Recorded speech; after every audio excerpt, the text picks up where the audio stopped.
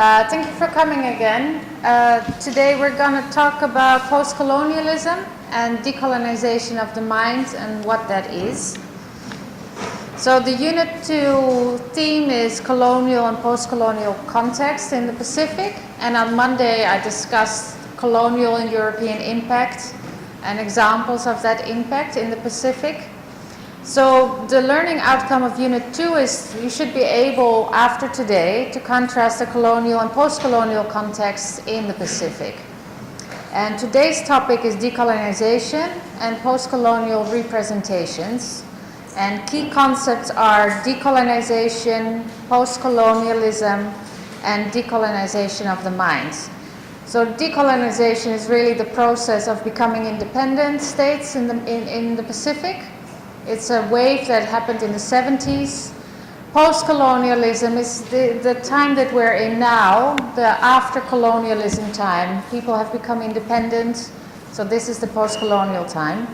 Decolonization of the mind is a bit more complicated, so I'll get into that into more detail. But the learning outcomes of today are you should be able to discuss the process of decolonization in the Pacific region. Again, you don't have to know specific dates everywhere. Just be able to discuss it with the help of the literature in this lecture. You should also be able to discuss examples of post-colonial representations. So definitely after this lecture you'll have much more examples to think about, and then think about examples that you know yourself. So decolonizing the mind. This is a concept that stems from African scholarly literature, not Pacific, but it's been taken on because people in Africa realized the impact of European contact and colonialism, and similarly, like I discussed on Monday, there's been huge impact on the way people think and still behave and talk about each other in the Pacific. So when you think about ways to decolonize your mind, is how can you undo this imposition really of new ideas that have gradually come in through European contact, the mission, and colonialism. And an important question that you can ask yourself is, what is the point of being independent politically when your mind is still being colonized? And as we kind of saw on Monday, there are still aspects of your mind that are influenced by the ideas of the colonials and the Europeans. So can you really decolonize your mind? It's part of you. It's part of your history. That's something that, of course, you cannot erase, and it's also not necessarily negative. It's just part of you. It's your history. So how do you move forward from that? And I think a kind of good middle ground is that the fact that you are aware of the impact of ideas that have been brought in and that you have internalized and have become part of you and your history and how you see the world and each other in the Pacific. This awareness is crucial to be able to make decisions for change. Do you want to hold on to certain ideas? Do you consciously want to change? Work on changes in relation to these ideas. That is decolonizing the mind. So it's not necessarily erasing.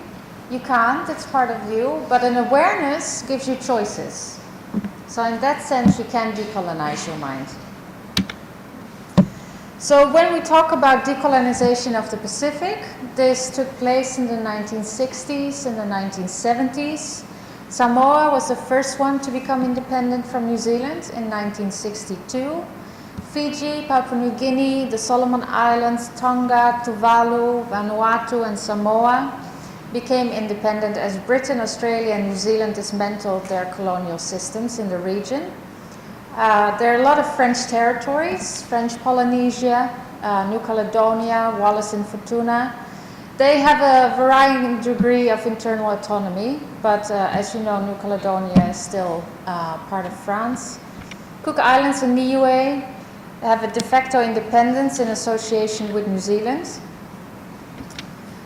So French colonies and decolonization is characterized mainly by independence movements, people who demonstrated against the colonial regime of the French. There have been struggles for land and freedom in Bougainville, West Papua, and Guam as a result of these post-colonial waves. American Samoa is still tied to the US, but receives subsidies from the US. So they're very much still tied. So colonialism is not really gone. A lot of countries in the Pacific have become independent, but there's still a lot of agreements and dependency relationships that make you kind of question, is the Pacific really, can we talk about a post-colonial period? Or is there still a type of colonialism going on? Because there's Pitcairn, that is still a British colony in the Pacific. New Zealand still administers Tokelau at the request of its inhabitants. And Easter Island is still a colony of Chile. So there is concrete colonization still happening in the Pacific.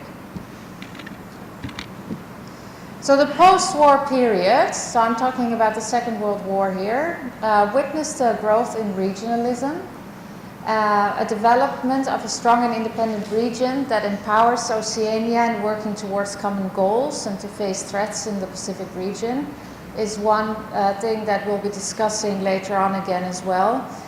Examples of groups coming together as a result of this regionalism that came up is the Melanesian Spearhead Group, Micronesian Chief Executive Summit, and the Polynesian Leaders Group.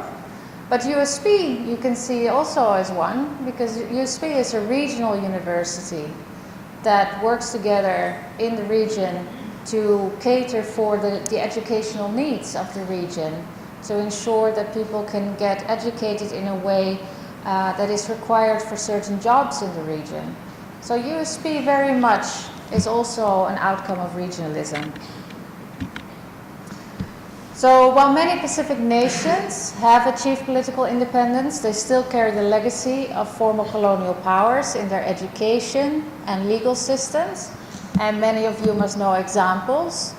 There are forms of government and religious institutions that are very much influenced still by colonialism. So decolonization is a process that is still ongoing and is constantly redefined by Pacific Islanders. Especially when you think about the term decolonization of the mind, this awareness that enables you to make choices for certain changes, and continuity on the other hand, is this process that is ongoing and that gives you the power to redefine. So I'm going to give you quite a number of examples of post-colonial representations where you can see this process going on. What do we want to keep? What do we want to change? Links of continuity. People are now independent to give form to the way they want to be represented, how they want their identity to be shown to the rest of the world. And these are very complicated processes because not everybody thinks the same. Some people lean more towards the colonial frame of mind, others are more radical, want to undo it completely, and this often leads to conflict. So the Parliament House in Papua New Guinea is expressive of a national post-colonial identity, but embedded in conflict as well. So Rossi has written about this. It's a contested national symbol. So the PNG became a sovereign state in 1975, and a substantial number of people were actually against. And the challenge of this new independent Papua New Guinea was to raise a national consciousness that united everybody and to obtain support for the democracy that they now created and to feel pride in a new national culture and identity. So they wrote out a competition to design the new parliament building to bring the nation together and see what came out of it. And the main thing was that the building had to express a national identity and pride in the unity of Papua New Guinea. So when you see the Parliament House, the design that was chosen as a result of the competition is influenced by traditional house tambaran. This is an example from the Abelam, the Sepik in PNG. These are very important houses for all kinds of initiation ceremonies in relation to the yam growth cycle. And of course this new parliament house is built with different materials. It looks slightly different, but you can see the design. The main design structure is the same.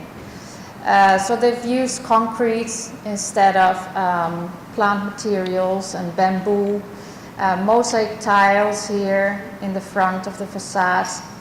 Here you can see with plant coloring the paintings that is characteristics for the Abelam. And here you can see mosaic tiles. So the facade is filled with totemic and ancestral figures amongst the Abelam. Here you can see that. These are ancestral figures. But the mosaic on the parliament building depicts natural and developing resources of the nation, and it incorporates 2 quotes from the Constitution.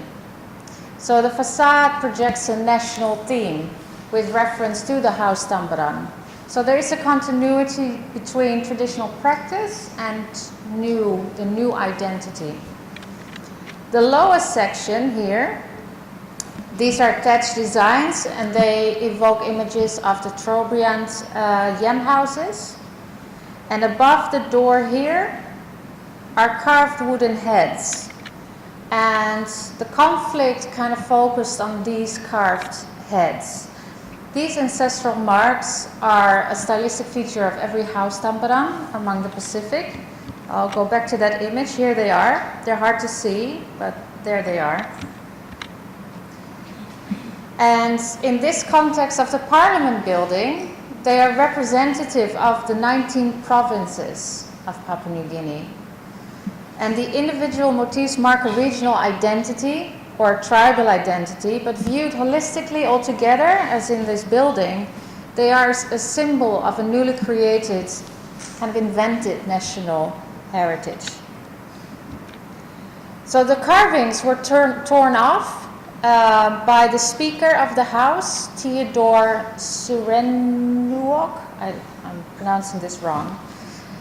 He described the act as part of the process of transforming and modernizing the parliament, guided by Christian principles. So he thought that this was pagan, the use of house tambaran styled carvings. And for a country as diverse as Papua New Guinea, the instilling of the ideology of Christianity, he thought, would create unity instead of the use of these wooden carvings. Now in 2016, the court actually found the actions of the speaker unlawful. They said it breached national cultural property rights, and the removal of the images also infringed the rights of individuals as stipulated in section 45 of their constitution, which gives the right to all to practice any religion and maintain their beliefs. And of course, the imposition of the speaker to say we need to make it more Christian undoes that. It's an imposition of the Christian religion instead of the beliefs of many different groups in Papua New Guinea. So the artifacts were considered national cultural properties instead of something pagan that should be torn off. And the removal itself should have been approved by Parliament instead of the speaker taking control and doing it by himself. And the consent of the creators of these carvings was also not obtained. So the speaker is now responsible for the repair and reproduction and the return of these carvings. And you can see here that they're quite badly damaged. I don't know if they are up yet. I haven't checked. But you can see here that giving form to post-colonial representations and identities is very complicated, because you need to find a way of integrating different points of view that are very much on the opposite side. So contemporary Pacific arts, I'm going to give you many examples, are combinations of traditional and contemporary modes of representation. So when you think about the arts, mats and basketry, bark cloth, etc. in the Pacific, these are very much, traditional Pacific art forms. Contemporary art tries to find a link between tradition and the contemporary world. So they are powerful means for the processes of decolonization, the conflicts, identity issues, balancing the traditional, the island and the urban lifestyles, for example, is a very, very common theme in a lot of contemporary art. Using the familiar to critique the stereotypical representations that exist in relation to Pacific Islanders. We discussed some on Monday, and you'll see examples in various artworks coming today. So by moving beyond the stereotype and making very clear statements, these artists demand recognition for Pacific Island cultures. So the first example is an artwork that was put on in Hawaii. So Hawaii became a state of the United States in 1959.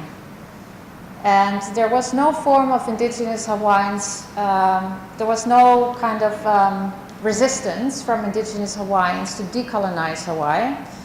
And their indigenous art was not seen as an important source for quests of local identity. And indigenous artists tended to play quite a minor role in society, despite some individual successes. And in the 1990s, there was something that was called the American Culture Wars. Indigenous Hawaiians began to contested the exploitation of their islands by Americans. And for example, the use of their artworks in McDonald's that they found very unrespectful. Hence the American Culture Wars. The term stems from that. The fact that their artworks were used in McDonald's as a kind of inferior decoration on the walls was very offensive. So one of the ways in which contemporary arts, and this in particular, try to force people to recognize the lack of respect and recognition of the significance of indigenous Pacific worldviews, Herman P. Clark created this installation at the Hawaii University. And of course, university is a very Western institution, so he consciously wanted to create something, a structure, within this Western institution that was very much expressive of traditional Hawaiian culture that could not be ignored. So it was on a big square, and it was in your face. Even if you wanted to, you would be forced to actually think about what this represented. So I have to read the text that was at the entrance of the exhibit out. It said, "Western art theory and practice is the standard for art education in Hawaii. While the opportunity to learn non-Western art theory and practice in general is limited, indigenous Hawaiian perspectives have never been offered or considered worthy of artistic or academic consideration. In this graduate thesis exhibition, I, along with members of the Kamaka'o Kaihe, request that the University of Hawaii take steps to end its colonist practices by hiring Native Hawaiian teaching faculty and develop courses in Native Hawaiian contemporary art and design." So for the first time in history of the University of Hawaii art departments, Native Hawaiian artists have gathered to speak out. In this, our first expression of Hawaiian sovereignty and art, we challenge you who are in power to respond. So it was really meant to be in your face and do something about the lack of recognition and incorporation of Hawaiian ways of thinking and education at a Western institution such as the university. Now, New Caledonia, with the expansion of tourism and the commercialization of Pacific cultures, as the predominant vehicles for Pacific art, they also kind of promoted and they prompted a growing anxiety amongst the elites for the exploitation and the disappearance of specific knowledge. So the movement for political decolonization picked up in the 1960s and the 1970s, and there were calls to reassert control over the production, value, and meaning of New Caledonian artistic legacy. And there was a Kanak carver, Lachere Dioposoy, and he started to do research into carving, knowledge that was getting lost. And as a result, he compiled a photographic inventory of Kanak sculpture that was held in museums outside of New Caledonia, with the idea to revive the wood carving. And here is an example of one of his carvings. So there was a claiming back as a result of this wave of independence and the awareness of the ability to take power back and create identities and representations. So post-colonialism is a time characterized by Pacific Islanders by picking and choosing what aspects of their past they want to use to represent themselves instead of the way they have been represented by colonials. And here you see an example from Annie O'Neill. Here you can see the wood carving Tangaroa. This is a god figure that is associated with men, fertility, very large penis, can only be carved by men. She created the image of Tangaroa on purpose with embroidery and fabric, because that was something that was introduced by the missionaries. They started teaching women how to do embroidery and sewing instead of other things that they did in the past. So she chose to make a statement by creating this very male associated wooden carving in soft material to kind of challenge the gender relations that are present and the impact of the mission and teaching women how to sew and embroider instead of mat making and other things they were doing. That was considered some practices that were considered pagan and were abolished. This is an example of Nikki Hastings McFall Urban Lace series. It's made of wheat eater string. It's from the 1999. And she's using also takeaway soya sauce, little bottles. You can find them here too in fish shapes. To make lei, Polynesian lei. So this is another way of incorporating the new into a traditional form. And these lei are expressive of journeys, of movements, and life itself changes over time, but also continuity. So she's doing that by using new materials in something old. Here you can see a photograph. We've talked about the descriptions of Europeans and colonials. Melanesians were sometimes described as savages. And here you can see a play with these negative descriptions, either over-erotic, beautiful Polynesian maiden, or a savage. So here you can see an invitation to one noble savage and two dusky maidens. So the title is very important in relation to this photograph. Without the title, you could probably not get the irony of the image. So another thing that I want to show you, you have to be aware of these images first. So this is Napoleon Bonaparte. He was a very well-known in Europe, French emperor, military leader, won many battles during the French Revolution, conquered a large proportion of Europe. And of course, the way he wanted to be painted was to show his power, his strength.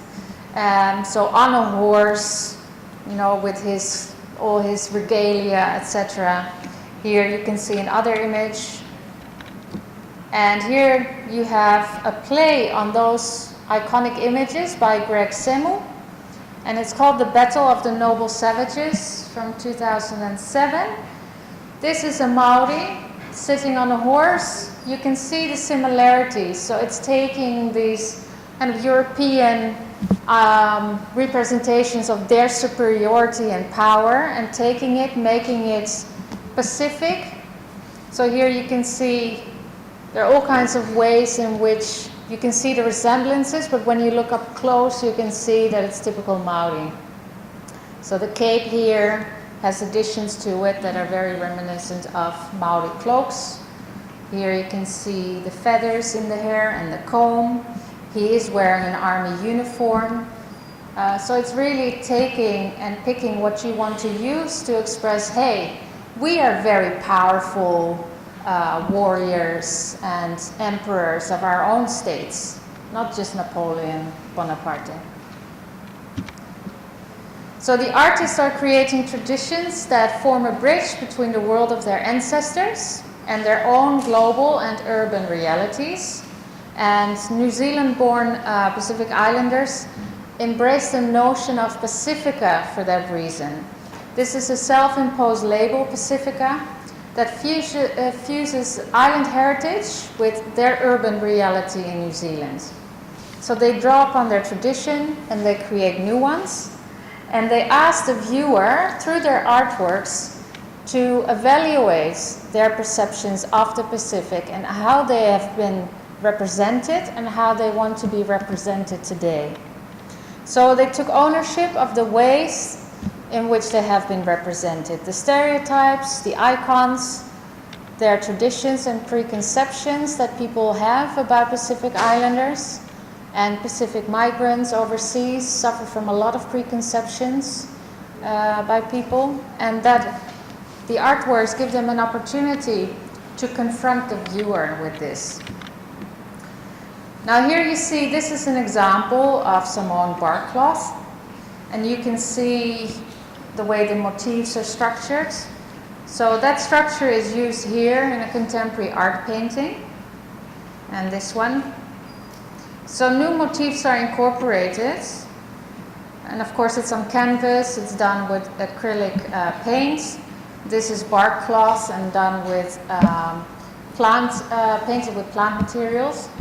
But it's a way of fusing the old and the new. Here you can see Roads to New York, a lithograph from the 1990s. So again, here you see the Samoan bark cloth motifs. Here you can see motifs of the Samoan tattoo. And here you can see elements of a bridge. So there was a lot of critique as well in contemporary art with certain icons of the Pacific. For example, the frangipani is an icon that is used a lot.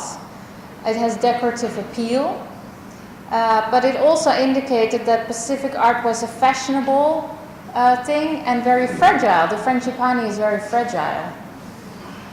So the image of the frangipani represented kind of idealized Pacific that was embedded in the minds of others and not necessarily Pacific Islanders. So as a result, the frangipani actually became a symbol of resentment of outsiders' ideas, a white attitude to brown people, and the box Pacific artists were stuck in. And many artists, as a result, refused to use the frangipani as a motif in their artworks. Graham Fletcher, on the other hand, used it to indicate that culture is very fragile. When you think about the impact of colonialism and European impacts, the changes that have happened in culture, in Pacific cultures, indicate how fragile culture is. It's constantly in change. So in that sense, he thought the frangipani is suitable to use, but for different reasons. So in the 1990s, many Pacific artists positioned themselves as the other's other. At the same time, they were asserting their voice in order to establish themselves as players in New Zealand's landscape. So the majority of contemporary Pacific artists were in New Zealand. So reflecting a Pacific place in New Zealand society, Pacifica combined fashion, music, journalism, photography, film. I mean, they have a fantastic film festival still. There is a huge world out there of creativity amongst Pacific artists. And it's really, their presence gives them a voice. They're growing, there's more recognition for it. And this has enabled what Albert Wendt has called the indigenizing of Western art forms. So Pacific artists overseas, and there's a growing group of contemporary Pacific artists in the Pacific now as well. And you can see examples in the Oceania Center, but predominantly still in New Zealand. So they're making Western art forms specific. They take ownership of it to criticize Western ways of thinking about the Pacific. So I have a few videos. Let's see what the time is. Right. Michael Tuffery is a quite well-known contemporary artist who plays with these ideas of impacts of the West in the Pacific. And he uses as an example the increase in the eating of tin food and the negative impact that it has on Pacific Islanders, their diets. So he creates artworks with tins of corned beef. Most of us love getting prezzies, but in Samoa, this takes on a new meaning. In Pacific cultures, gifts are an important part of special occasions like weddings, funerals, and feasts. One of their favourite presents is also a popular food. It comes already wrapped, not in paper, but in tin. And it's the curious material of artist Michael Tuffery.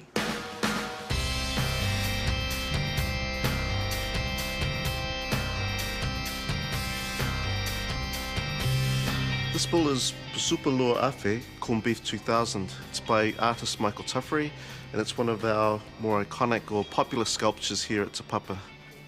Pisupo is a name that was given to all tin foods way back in the colonial period. When they first introduced tin food to Samoa, it was in the form of pea soup. So Samoans added the O to the end of pea soup, and it was called Pisupo. So all tin food picked up that name, Pisupo, even though this, of course, is made out of corned beef tins. Pisupalua Afe was the first in a number of sculptures that Michael made based on the cow, if you like, or the steer. And he went on to make two robotic cows that clashed in a big performance in Civic Square in Wellington in the 90s.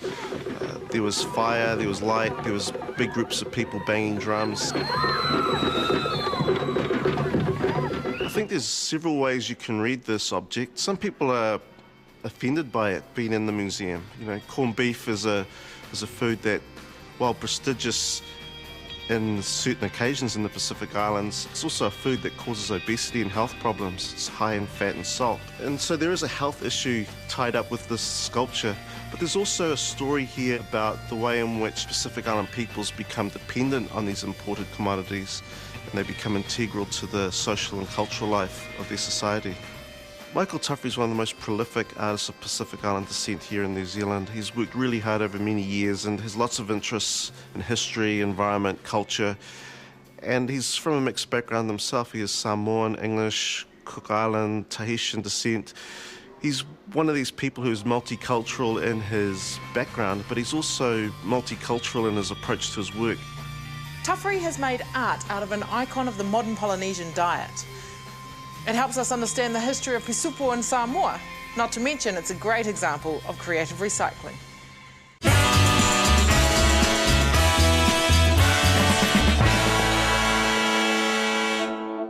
Driven through, we've driven all around both Upolu and Savaii, and in Savaii I noticed in particular they have like this voracious weed. I think they call it mile a minute or something like that, and it's a little bit like our convolvulus.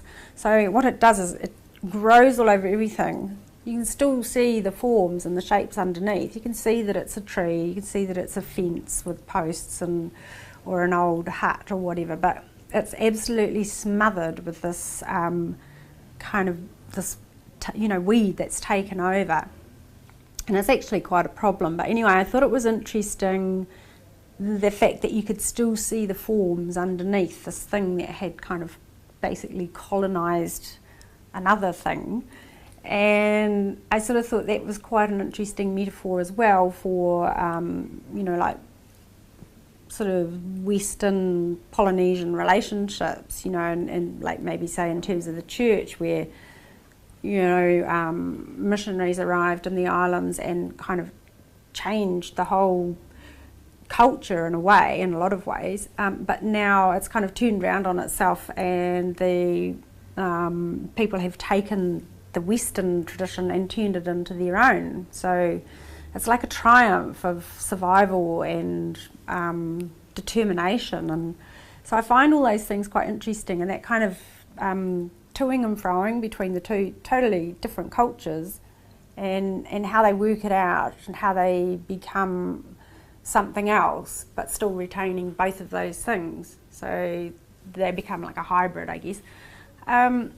So anyway, I was thinking about all these things, and I had the idea of using the lei, which is like the ubiquitous symbol of the Pacific, of Polynesia and that, and using them to smother, sort of Western suburban furniture, and using the furniture from my childhood, so from that particular era and things. So I was scouring op shops and getting furniture that was exactly like what we used to have, or very, very similar and things like that, and then just covering them in these flowers and lei, and just like totally pollinizing them, and colonizing these forms with a Polynesian flavour, I guess you could say.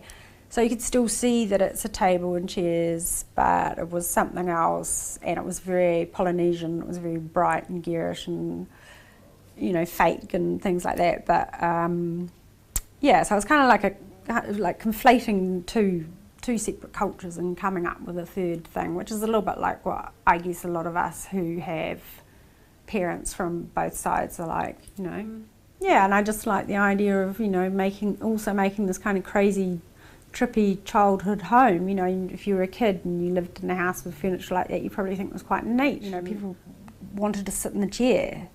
They had to sit in the chair, and people look at the work and it's very tactile, and they'll kind of have a quick look behind, and I was looking at it, touching it, and, which is a gratifying response, except it does tend to be a bit damaging after several hundred people have done that. So this opportunity came along to actually kind of create the wallpaper, if you like, that would go with the furniture in the home.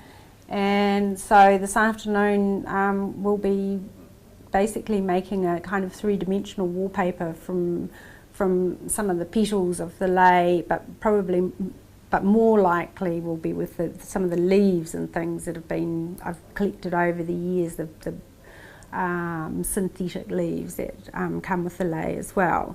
So we'll be trying to create a backdrop that looks like a domestic interior, but with these like three-dimensional kind of fake leaves, and see how that works. So that'll be really interesting.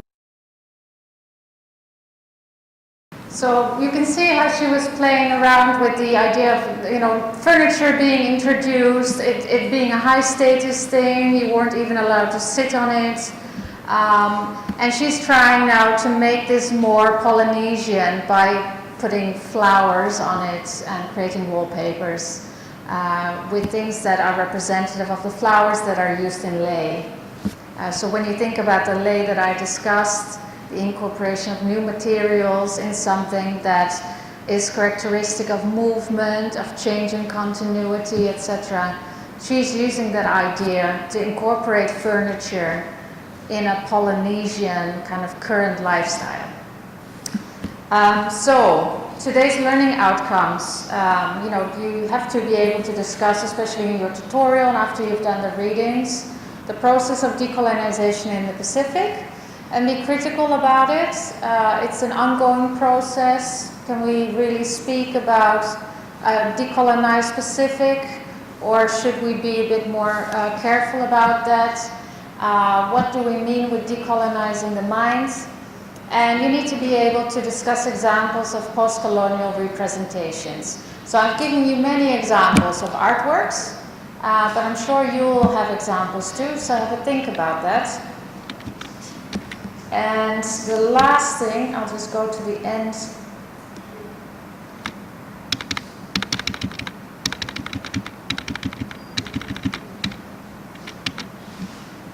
The multiple choice test is Friday from 1 to 3 in the Os A Theatre. That's the big theatre there in the front.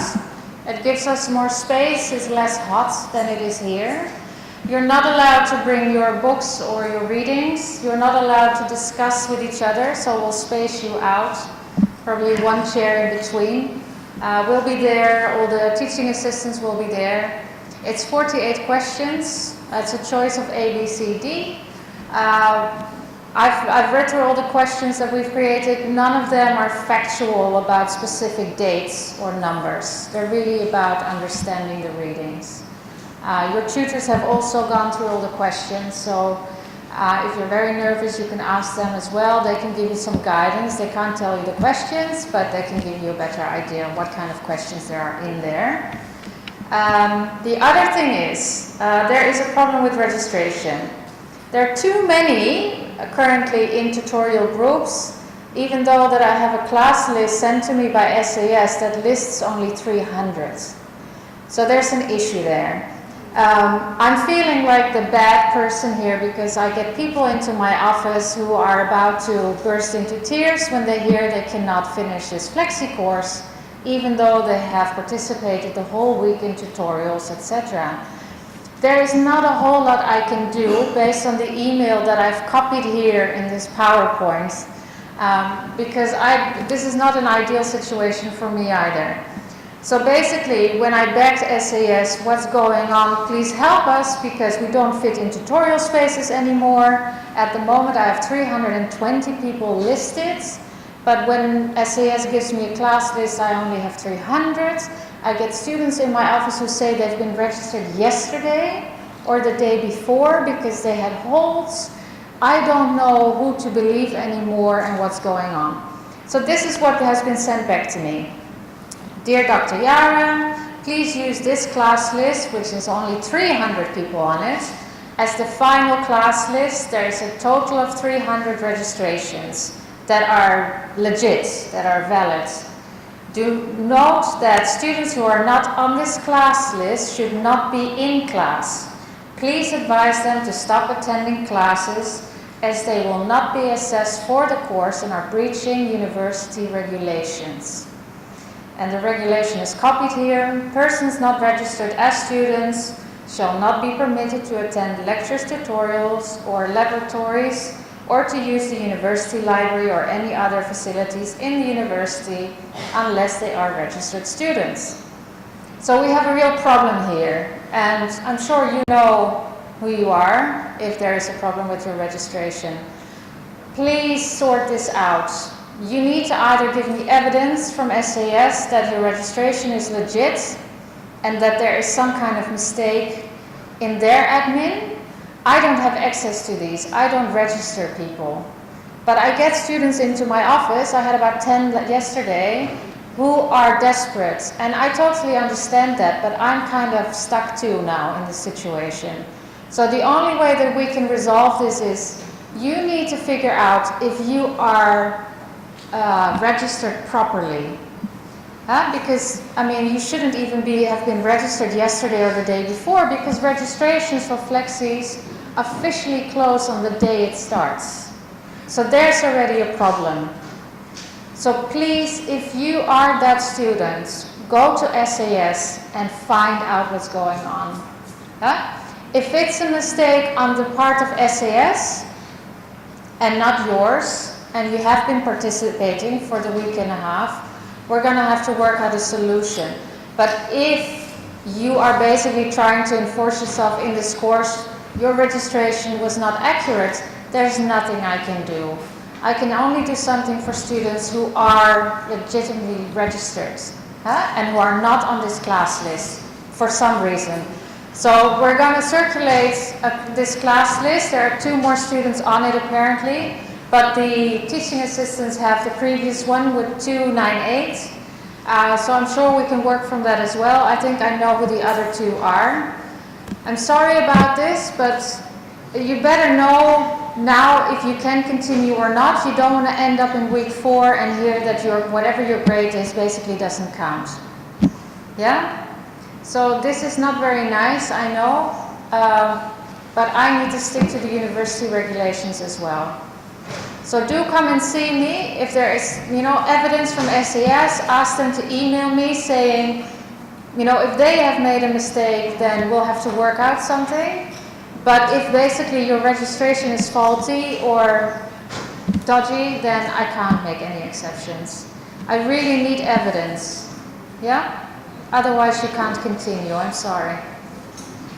That's the last announcement.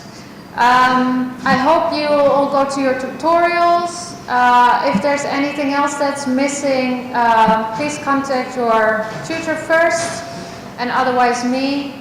And good luck for the preparations on Friday. So there's no tutorial on Thursday, there's no tutorial on Friday. So tomorrow you can just use to prepare for the multiple choice test. Yeah? Thank you very much. I'll see you next week on Monday if I don't see you in between.